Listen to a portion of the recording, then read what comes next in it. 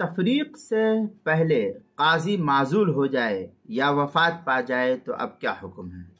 چنانچہ اگر شوہر بیوی میں لعان ہو چکا تھا لیکن ابھی قاضی نے تفریق کا حکم جاری نہیں کیا تھا دونوں کے درمیان، کہ اسے حاکم نے معزول کر دیا، یا یہ کہ اس کی وفات ہو گئی، اس قاضی کی وفات ہوگی، مر گیا وہ قاضی، تو اب بیوی کے مطالبے پر نئے قاضی کے سامنے 80 نو لعان کی کارروائی کی جائے گی ہوگی، اور سابقہ لعان یہ ختم ہو جائے گا، ختم سمجھا جائے گا، کالعدم سمجھا جائے گا۔ چنانچہ در مختار میں ہے فَلَوْ لَمْ يُفَرِّقُ الْقَاضِي حَتَّى عَزَلَ أَوْ مَاتَ اسْتَقْبَلَهُ الْحَاكِمُ الثَّانِي۔ در مختار آگے ای استانف اللعان، یہ در مختار مشامی کی عبارت ہے، کتاب الطلاق باب اللعان جلد نمبر 5 صفحہ نمبر 158، جو زکریا بک ڈیپو دیوبند کا ہندی نسخہ ہے، اس کے اندر۔